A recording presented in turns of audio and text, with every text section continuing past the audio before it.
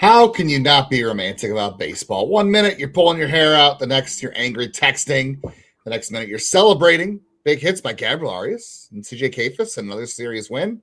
The rollercoaster weekend of Cleveland baseball is next on today's Locked On Guardians. Tanner Bobby the Guardians, and you're listening to Locked On Guardians. You are Locked On Guardians, your daily podcast on the Cleveland Guardians. Part of the Locked On Podcast Network, your team every day. The baseball season is a roller coaster, much like the weather in April in Cleveland. 1 minute it's hot, 1 minute it's cold, and the next minute you don't care because your baseball team is finding a way to win. Oh, we're bringing back the rally dyno. I like it. We had multiple rallies this weekend. I got to bring out the rally dyno, at least for segment one, I'll say. We have to have an off-air conversation about this, I will say. We'll talk about it later in the week. But this is Locked On Guardians, your only daily Cleveland Guardians podcast that covers your team every day from the majors, the minors, the draft, and everything in between, part of the Locked On Podcast Network. And I am, of course, Justin Lada, if you are new here. And I've wanted to co-host here for the last 4 seasons, along with my friend and co-host Jeff Ellis, who's been here going on to his 8th season, 7th year overall. And together, we've been covering the Guardians minor league system, the draft, and whatnot for the last 19 years. Lots and lots of fun. On today's episode of Locked On Guardians, it's brought to you by Game Time. Download the Game Time app, create an account, use code Locked On for $20 off your first purchase. Later in the episode, we'll have to talk about Jose Ramirez's upcoming franchise record in the Royals series ahead. In a little bit, we'll get to the Gabriel Arias roller coaster ride. But leading off, we go back to our cliche because it's true. Good teams find ways to win. The Guardians have done the things you expect a good team to do, really. Starting with a fun opening day win and a comeback victory to split a wild doubleheader with the Cubs. Sunday was, again, very up and down. They're very lucky to have not gotten no hit in game one. Very lucky. They had chances to win that game, believe it or not. They had lots of chances. They had, 7 base runners? 7, yeah. And the Cubs only had 6. They had 1 more base runner on the Cubs. The pitching was really good in game one. Slade Cecconi was awesome. He was. What a start game one. Tim Herron was good. Connor Brogdon, got away from him, but yeah, that's going to happen. And then Peyton Paulette was fantastic, as he has been pretty much every outing so far. They had they had chances to win. And then game 2, very impressive that they were down 1-0 on a home run that, we talked about how they were lucky not to get no hit in game 1. That Matt Shaw homer off of Parker Messick had an expected batting average of .070. It was just a weird home run because the only place the ball was flying out of the ballpark at Progressive Field on Sunday afternoon was right field, and Matt Shaw happened to put one up in the air that direction and it went out. And Parker Messick was fantastic. Matt Festa hung 1-2. Dansby Swanson, it was 3-0. I thought it was over at that point. I got to be honest. I was feeling very low. Yeah. That's definitely a point in that game where I was like, oh, well, this one's done. But, I learned an important lesson. Team resilience. Don't count them out. And, man, I'm going to interrupt Justin, which everyone loves to say this on a very basic level. Again, this team's 6-4 with Jose playing terrible. Your 3-4-5 has just been a black hole of awfulness in the early going. Jose will be there. He will recover. We have full faith. But, man, facing tough teams, facing potential all-stars every single day, and they're finding ways to win, which is huge. Yeah, I mean, they faced no shortage of good pitching so far. Absolutely. I mean, Seattle, the Dodgers, and then the Cubs. I mean, Cade Horton had to exit early on opening day because of a forearm strain. But Edward Cabrera, even though he had 6 walks, is still a really good pitcher. I mean, he obviously almost no-hit them, and he had a really good first start of the year. And Shota Imanaga, he was not great in the second half of last year, and I didn't think he looked all that great today, to be honest with you. But fair. He's probably the worst pitcher they faced in the early going because for those who aren't paying attention, Emerson Hancock, who we've doubted apparently is breaking out. Yeah, he had a huge second start as well. So apparently he's just going to be the best pitcher in baseball this year. But I just love that the ups and downs. You get to the 6th inning when they finally did something offensively on Sunday. It was the 6th inning. They scored those 3 runs, and it was blown open by CJ Kayfus, and then Austin Hedges, and then Gabriel Arias, so we'll talk about more in the second segment. Which is funny because the 6th inning in the previous game was the one that they had their first hit in, and they got the runner to third, and then they had the bases loaded. Yeah, but it's the 6th inning in both games was big for them. Unfortunately, they just couldn't get it together in the first one, but just kind of funny that it was that same inning in both. we've kind of, I don't know if we've talked about it on here, but I know I've talked about it on the Discord and the subtext group too, that like, oh, CJ Kayfus is the obvious guy to go down for George Valero when he's ready to come back. And CJ Kayfus is like, well, I got something to say about that. Apparently he had a great day. Good for him, because he's really struggled so far. The bats have not looked great, but they get no hit without him, and they also don't win without him. On Sunday, he had the first hit in game 1. He had the RBI single in game 2. He had the game tying home run and later in that game. Like, they don't win that game without CJ Kayfus. So good for him for sticking with it and coming around. And Austin Hedges right now is the best offensive catcher he is the best all-around catcher on this team right now. It's 10 games, but it's kind of hard to deny. Like, he's the only guy who's really excelling at the ABS challenge. We know what a great defender he is. And offensively, he is swinging a hot bat. And he had that great September. It's not like this. Listen, it does come out of nowhere because it's Hedges and he's been like the worst hitter in baseball for years. I couldn't do anything. Right. But like, it is interesting that he had that great September, and then he's carrying it into this season. He had 3 of the hardest hit balls of the day, didn't he? Like, or 3 of at least for Cleveland, like, or bat speed? Like, I mean, he had the second best bat speed in game 2. He had 3 hard hit balls in game 2. Not what we're used to seeing from him. Like, he is doing things somewhat differently. I don't know what he did in the offseason, but he's hitting the ball a little bit harder. I mean, he always had great power. He just could never connect. That was always the thing with him. Disjointed. Yeah, when he was younger, but then like the power numbers kind of faded with some of the stuff with age. So it was just interesting to see that today in particular. Which is why he became a backup. Yeah. And, I know we're talking about how the offense came to life in the later innings of this game, but you don't get there to the starting pitching, right? Slade Cecconi was fantastic. I thought he threw a lot of pitches early, but the cutter was clearly cutting.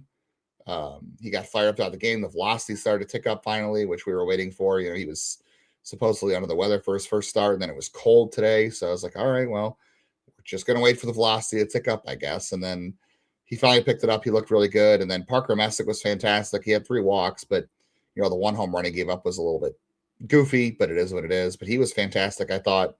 And then Joey Cantillo on Friday was also really, really good. Like, he had the benefit of pitching in warm weather finally, but the changeup looked good. And Steven Vogt's after the game, like, he didn't even think Joey had his best stuff. Like, I thought his stuff was great. His fat. I mean, this maybe shows what Vogt knows and we don't, but he was up to 94 miles an hour with the fastball. He got whiffs on the changeup.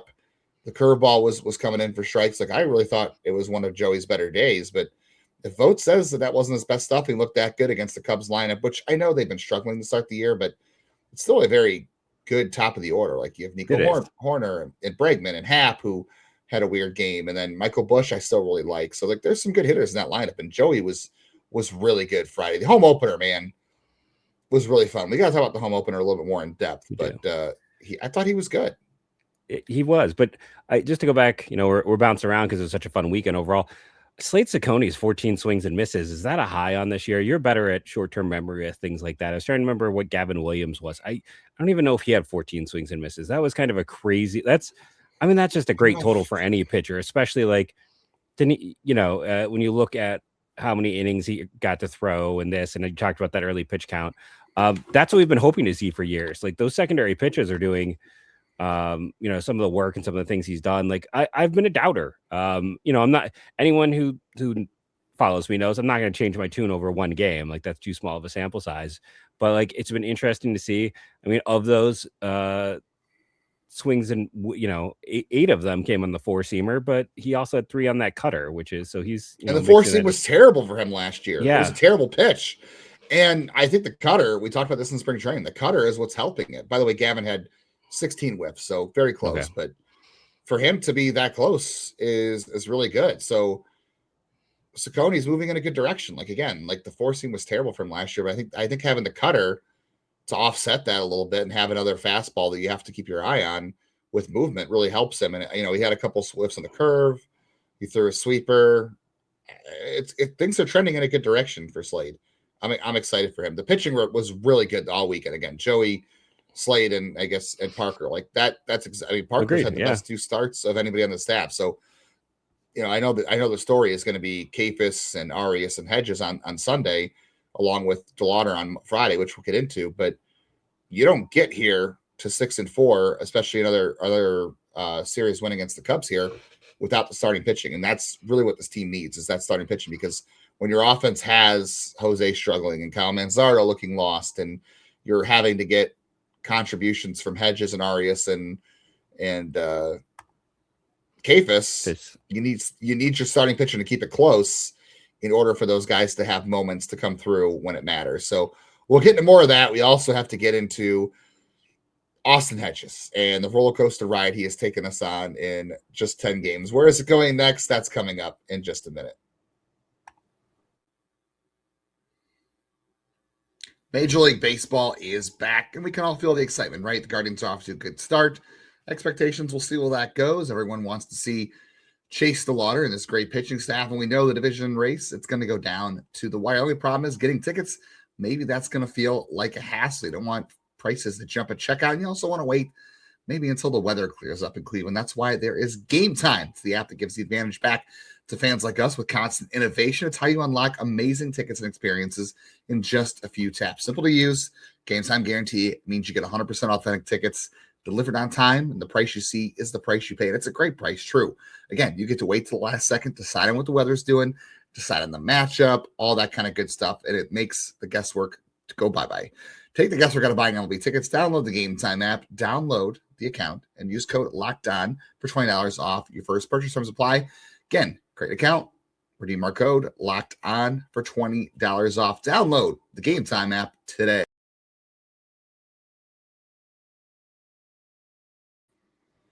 Baseball, it is back. I know we didn't have it on Saturday because of the weather, but it's back. Don't worry. We're going to give you a full month free of the Everydayer Club if you go to LockedOnGuardians.supercast.com and use code FINALLY, all caps, FINALLY. You get ad-free episodes of every single episode of Locked On Guardians. You get access to our private listener group chat, which is over on Discord, which we were talking throughout the game on Sunday. I was at the Clippers game Sunday. Shout out to Christian, who I met up with there down in Columbus, who's an everydayer, as well as our buddy Lance, who I know listens every day and even listens to the World Baseball Classic coverage. So shout out to supporting that, even though Jeff won't even pay attention to that, but our everydayers do. But if you want ad-free versions of the show, you want to listen to group chat, that is LockedOnGuardians.supercast.com. Find the link in the show notes. And again, use code FINALLY for that free month. I blame, even though he didn't pitch in the World Baseball Classic, just the rumor he might play for Team Canada is what has clearly gone wrong with Cade Smith in the early going. Just a connection is enough. Yes, the fact that he wanted to pitch, but he felt like he owed it to the Guardians to prepare for the season. Just that being that close to the World Baseball Classic has broken Cade Smith in the early going. And you want to know what? I still had fun watching all the World Baseball Classic, and I wouldn't take it back for a minute. Do you want to get into a little bit of opening day real quick before we get into the Gabriel Arias roller coaster? Yeah, I saw some people. I mean, shout out, by the way, on opening day. I ran into so many great people down there. Shout out to our buddy Matt Fontana, who I know listens and is the host over of the Matt Fontana show at Big Play. I was over there with him on opening day talking for 15 minutes about the game and the day overall, and appreciate letting him letting us hang out, me and my wife, and ran into everydayers, Justin, Mike, Nick, and AJ over there. So appreciate all the guys who were hanging out on opening day. I had a blast. I couldn't believe the weather was so good. Everything was fantastic. The lines moved good on opening day. Like everything was picture perfect. It was like 10 minutes of rain on the home opener, but they played through it. I did have to grab my jacket, but you know, it is what it is. And then Gabriel Arias hit a home run after he dropped a pop-up and then got thrown out at home, which we'll get into in a little bit. But he was sent. Yeah, he was sent, but I still feel like we'll talk about it in a second. I mean, it was a bad send. There's no way around it. It's a really bad send. We'll talk about it. Chase DeLauter, though, you know, he had 3 hits. He was the offense at opening day for the most part, except for Arias. I don't think it's ever going to get old singing Country Roads every single time out with him. And after hitting the home run, that place went berserk. I was sitting down like on the concourse level talking to some people, and when that at bat was going on, and I came back up and I was like, oh, I'm not going to go back up. I want to watch the at bat from down here, because like, what if something special happens? And that swing on that home run was just incredible. Like my wife was like, he looked like he barely even swung. I'm like, that's what Chase DeLauter does. Like he just looks like it's what he does every day. And for the most part, he does this almost every day. I really think that we're going to convince him to sign an extension, just because we are like there are not many players in baseball where the whole crowd is singing your walk-up song. Like Will Smith does Fresh Prince in LA. I know the crowd sings that. I know Bryson Stott has the A-OK in Philadelphia. Everyone likes to sing. There are not a lot of songs out there, I think, that fans are singing. Like I heard Tom Hamilton saying, like, a month from now, they're not even going to play his walk-up song. He's just going to walk up to the plate, and the crowd's just going to start doing it for him. We're gonna serenade Chase DeLauter into an extension. I'm going to speak that into existence now. But I love that the fan base is just latched on here. I know we're all hoping everything goes good, but it's a lot of fun to get this excited about somebody and watch what he's doing so far, because we just haven't had a lot of that. Like the last time we got something like this was Francisco Lindor. Like Jose took a couple of years to become who he was. The last time we had a chance to do something like this was Francisco Lindor. And I feel like because he's an outfielder, because he's a power hitter, like it's a different feeling with Chase DeLauter, as much as I loved Lindor's time here, truthfully. Yeah, I think it's different because of, and especially just the way he's debuted.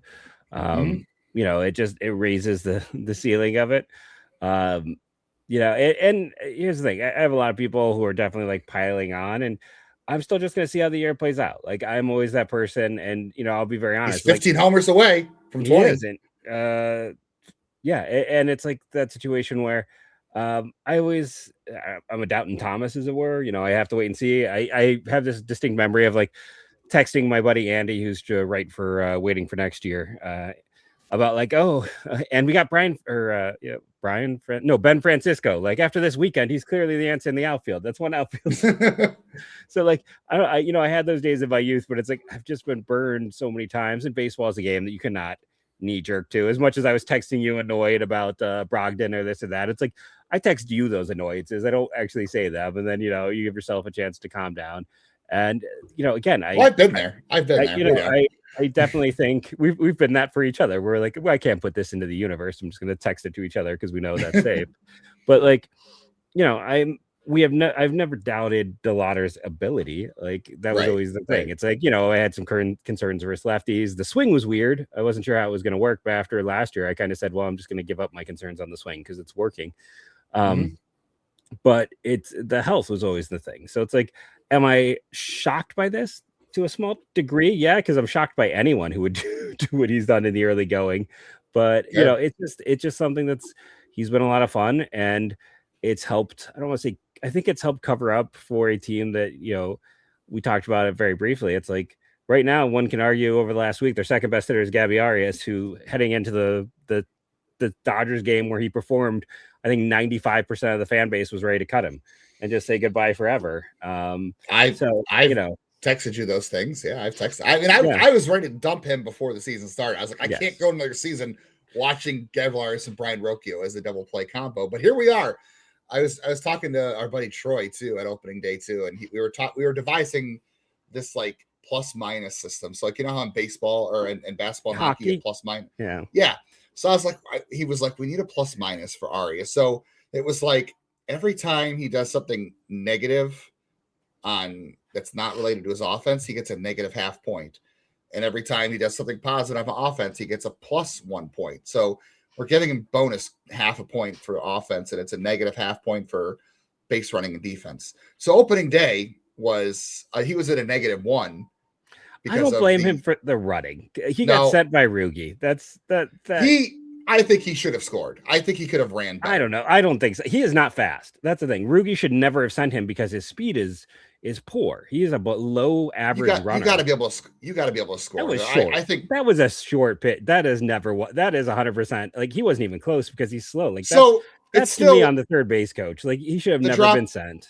The drop is 100% on him though. Yes. So then he homers. So I was like, okay, he's at like an even on the day on the home opener. He was an even, like 0. He evened himself out. And then in this doubleheader, like he had some at bats where I was like, oh, like, and some of those at bats in the home opener, I was like, my God, this is terrible. Like he was chasing slider for slider out of the zone. And like, I think, did he get to face Cade Horton? I can't remember if he faced Cade Horton. I think it was Colin Ray. Yeah. Colin Ray ate him up early on. And I know Steven voted for the game was like, yeah, Colin Ray kind of has our number. Like you remember you were there for the Brewers game. Yeah, I was there. Yeah, like he killed them. And then like he hit the home run. He hit the home run in LA, right? And then he had the home run against the Cubs on Friday. Was that? And that was to put him up, right? It was the home run that put him on top. It put him 2-1. Because DeLauter tied the game, and Arias would have been the second run. Yeah, they got thrown out. I feel like since that home run on Friday, like I know all the results weren't great on Sunday for him, but like since that home run, or maybe it was since the walk, a lot better. I know today. He walked on Friday, which I was like, you know how bad of a pitcher you have to be to walk Gabriel Arias? It's like walking. We've had so many middle infielder. Like it's like walking John Kenzie Noel, right? Or Angel Martinez, or right? Oscar Gonzalez. I guess Martinez walks a bit. Never mind. Oscar. Yeah, Oscar was hard to walk. I think since like the walk and the homer Friday, like Arias just, I don't know if it's just I'm paying different attention to it, but obviously we're not going to overreact to like a couple of bats, right? We're not going to overreact, but like the at bats have been noticeably better. He's taken us on this roller coaster. He didn't hit a home run on Sunday, but he had 2 really good hits. All the at bats were really good, and he made a play on Sunday twice, like 2 big hits. And that play in the field, I can't remember if it was game 1 or 2. Game 1, he had that heck of a throw. That nobody, like you said to me, nobody else makes that play. There's 3 guys in baseball who can do that. It's him, Ellie De La Cruz, and Mason Wynn. That's it. Mason Wynn. Yeah, I agree. So it's just really weird. We're going to continue to talk about Gabriel Arias and the weirdness of all this.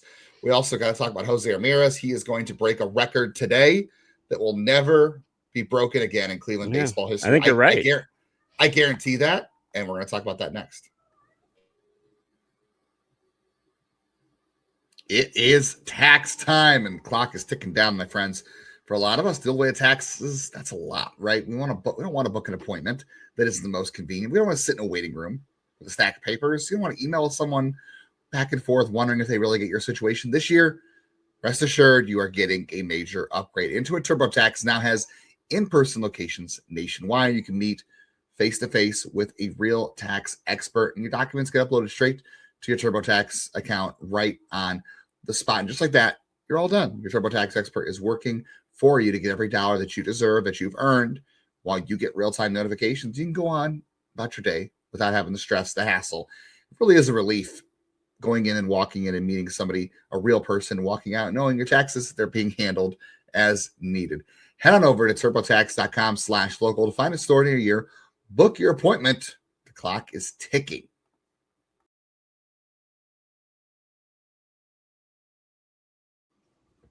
I will say, over the weekend, my wife used Game Time to get tickets for a concert for our niece, and I used TurboTax on Sunday, so shout out to them. I used them both. If you're hanging out here with us, we appreciate you making Locked On Guardians your first listen today and every day, wherever it is you get podcasts. We love being part of the daily routine. We love talking Guards ball with everybody. Like I said, opening day was a fantastic time talking with everybody, and had a good time down in Columbus too on Sunday, even though that game was atrocious. It's another story. But we appreciate everybody, and we're so close to 6,000 subscriptions on YouTube. 200 away. We're 200 away. So if you could spread the word, tell a friend, hey, check out the podcast on YouTube, subscribe, give it a couple episodes if you haven't listened yet, or if you got multiple accounts, subscribe too. We just love to get to 6K, honestly, just a nice round number. And please always remember to auto download on all your audio platforms too, because that keeps the show in your feed, helps us out, and then you can go back and listen to some of the old episodes if you forgot one. I know during the season they're not always evergreen, but you can listen to the highs and lows of baseball. And I've seen all these memes recently, Jeff, that talks about like nobody hates their sport more than baseball fans, because 1 minute, like I said in the opening, you're angry texting like we do, and you're stomping around, and the next minute you're like, CJ Kayfus, Gabriel Arias, oh my God.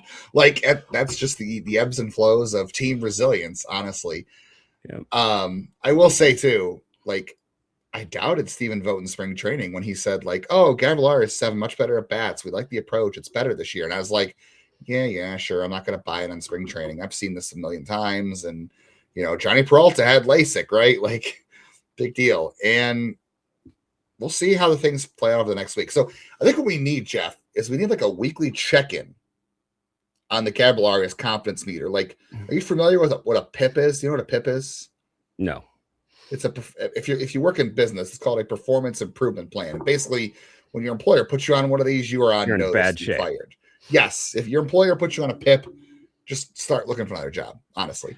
But Gabriel Arias is like working his way in and out of one. So I think we need like a weekly check-in confidence meter. I know people are gonna be like, I don't care, I hate him, but just very quickly, just to give you the point of view of why. So even with that drop pitch, he's still 89th percentile for outs above average. And we talked about him having that super strong arm. Nobody doubts the defense. So he's got the defense at an elite If you doubt position. the defense, you're not paying attention. But here's the bigger thing for him is the reason I think this team is very afraid of letting him go is the fact that his bat speed is 95th percentile. So you're talking about an elite defender with elite bat speed. And bat speed, in the past, he's barreled pretty well, but his hard hit hasn't been very high. Right now, his hard hit is also high. And if you listen to me this offseason, I talked about Jesus Sanchez, I talked about players like that. I talked about 3 profiles, basically. And hard hit plus barrel equals production. So he has a pathway here to success. Even if you whiff. Yes. And his chase rate is actually down from a year ago. Actually, his chase rate is below Jose's chase rate in the early going. That's kind of one of the crazy bits in the early going. You look at more than ever thought I would say. Jose's will get a lot better, but he was at his is even down about 4% from a year ago. And this is not even counting today's games, which again, he were probably his best games of the season in terms of controlling I don't know. He had both those times he came up with, the game tying or game winning runs on. And it's like, he took balls. He didn't swing at the first 2-1 because the guys know the book, don't throw it in the zone. And it's like, he's like, okay, fine. And the reason I've been sticking on Gabby for so long, it's just it's that combination of bat speed and elite defense is impossible to find. Like I said, there's about 3 guys in baseball who have it. And it's, he could easily turn into a pumpkin again tomorrow overnight, but this is why this team is up. This is why this team, he was the centerpiece of the Clevenger deal. It was not Josh Naylor. It was not Joey Cantillo. Gabby Arias was the centerpiece of that deal. No, it was Austin. Okay. It was Hedges followed by, and that's the thing. It's that's why he was the centerpiece, is the elite potential, the huge arm. And it's going to be interesting to see. It could just be a hot streak and then he's going to go back to being borderline unplayable. But you're always hoping. And it's the thing, for as much as I had so many people being like, we've seen enough of him and we know that he's a bust. It's we still came into this year as a fan base being like, oh, this is going to be the Bo Naylor breakout year. And he's got less at bats than Bo Naylor's had. It's can we really say, if we all expected Bo Naylor to break out, can we also just completely say that Gabby Arias is just a done bust already? It's hard to give up on great physical tools because those, Gabby Arias would go to the Rays and turn into an all-star shortstop. That's just what they do. Yeah. Or the Dodgers even. Yeah. You're right. 100%. That's what could happen. So the confidence meter check-in on Gabriel Arias. Give us your rating, 1 to 5. I'm going to say I'm at a 2 right now because I need to see more, but I was at a 1 just before the season even started. I was a 1 in LA and I was about at a 0 on Friday, the home opener, when he dropped that pop-up. It's I think I was a 5 probably all off season just because the defense and how much I value defense at that position. So I'm probably it probably bumps me up to a 6. There's just too much. 1 to 5. You're a 6 out of 5. I'm sorry. So no, if I was thinking out of 10, I was thinking out of 10. So I was probably a 2.5 before. So now I'm maybe a 3. I was mid, okay. I was solidly mid. So I was at 2.5, maybe this bumps me to a 3 just because these are at bats I'm not used to seeing for him. So that's weird. That's what makes this kind of stand out. I'm not going to jump it too much, but right. But if he can swing at strikes, that makes a whole lot of difference. Yeah, if he can just cut back a little bit on the chase, then guys can't offer those pitches knowing he's going to expand the zone, and it just changes what he gets thrown to him. And it's a really hard thing to do. We've talked about that with Noel. We've talked about it with Rodriguez. We've talked about it with so many guys. But with Gabby, it's just a matter of bringing it down from worst in baseball to bottom 10 could be enough as long as he keeps that barrel and hard hit up, which is the thing. Noel had hard hit. He didn't have barrel. Gonzalez didn't have either. Hard hit was Rodriguez, but he wasn't barreling. So it's the fact he has those 2 traits makes there's a pathway to success. Yeah. I think the thing too, with what he's got to realize too, is he's got great bat speed. And I think he knows that. And in theory, that should allow you to make later swing decisions because he's got great power to right center. We know that's where his best power is. So when you have great bat speed and power to right center, you should be able to wait longer than most guys to make your swing decision, which in theory should give you better odds to not chase. So we'll see if he can translate all that. It's hard. But we'll do a weekly confidence meter, check in there. And same with Austin Hedges. Like I guess it's too early, but like 5 out of 5 for Hedges. I'm not saying don't start Hedges every day, but I'm not saying you shouldn't start Hedges every day. Like I'm getting very close to Austin Hedges as the starting catcher of this team, and that's just because he's the only guy in this team who has a clue about what's going on when it comes to ABS challenges, which I'm not surprised by. He calls a better game. He calls a better game. He supports his catchers to the better hitter right now. Yeah. Yeah. So we'll talk about that. Jose, tonight, I'm going to be at the game. I hope you're going to be at the game, whoever's listening. He is going to break the franchise record for most games played by anybody in this franchise's history. That's 125 years of baseball. Nobody has played more games for this team than Jose Ramirez. Nobody is going to break that ever again. I mean, I won't be alive in I don't know how many years, but if there's baseball in 100 more years from now, I severely doubt there's another Jose Ramirez who's going to stay here until he's 40 years old. He's going to play for the next, 10, he's 33. He's got 7 more years in theory. Think how many games he's going to play, Jeff. Like nobody is going to play more games for this franchise for forever again than Jose Ramirez. I don't think anybody realizes issue. Like just the fact that he's at never, this point, right. It's like he had the hamate that 1 year and that's about as bad as it got. I mean, I know he broke his thumb, but he played through it. It's like, we just don't see a lot of guys that can. He broke his hamate and he came back. The first, he couldn't rehab because there were no minor league games left. He comes back and he hits a 3-run homer and a 2-run homer or something that game until 2019. And then he doesn't play again because it was too painful to play through. But it's like, holy crap, man. And remember, this is also a guy who came up as a pinch runner basically in 2013 and then was not good as a shortstop holding, the seat warm for Lindor. Yeah, had to make the team. Cabrera, right. That was the reason why they had that open spot. Asdrubal, they traded Asdrubal. And then he had to go play the outfield in 2016. He was out of options, and he made the team as a left fielder. And then he obviously took over for Uribe at third base. Remember, Jose Ramirez was this is a good lesson on Gabriel Arias. Jose Ramirez was like this close to not being on the team. Yeah. Like 2016, he was out of options. He had to make the team. There was and debate. Luckily, he learned from Napoli and Juan Uribe, and the rest is history. Like there was debate between him and Eric Gonzalez, right? Or no? Well, and there was debate between like him and Joey Wendell about who they should give Moss. Up for Brandon Moss. Like I was always team Wendell. As much as I liked Wendell, I was always team Wendell. Like, I wanted to trade Wendell as well, but at the time, I mean, I'll be honest, it was 50-50. I can always admit, I can be honest, I was okay with trading either of them because we needed a right-handed power hitter. Now it didn't work out, but like at that time, Brandon Moss was left-handed, so they still didn't get a right-handed power hitter. They just needed power. They just need a power hitter, and I was like, Moss has just performed every year. They need power. It's power. If we can trade one infielder, I don't care which infielder it is, but. Yeah, we got very lucky in that one that it was Wendell. Yeah, so I'm glad Jose gets to break it at home. It's gonna be a great moment. It's gonna be cold, but this is a game I think you're gonna want to come out for if you're listening early enough. I mean, I want to say I was here for that. Like it should be something big because it's a record that will never get broken again, as far as I'm concerned. Should be an interesting series against the Royals. You've got Tanner Bybee and Michael Wacha. You've got Gavin Williams and Noah Cameron. Joey Cancelo and Cole Reagans in the finale on Wednesday. I'd assume Cade Smith probably knocked out on Monday for Sunday's performance. We didn't have time to talk about it, but I'm sure we'll talk about it Monday because he's not going to pitch. Yeah. And I think we'll see a lot of Fry and Hoskins because you're going to have 2 left-handed starters. I would hope to see a lot of Hedges, Fry, and Hoskins, honestly, against those 2 lefties. So it'll be interesting. We'll probably talk more about that on Tuesday's show as well since we ran out of time, but the Kyle Manzardo conversation also has to be had along with some other things. But Jeff, we unpacked a lot today. There was a lot to unpack. It was it was a fun weekend. Going on. Bottom line, though, I think going back to what you said at the top of the show, one thing we have said for all 4 years we've been together: good teams find ways to win, bad teams find ways to lose.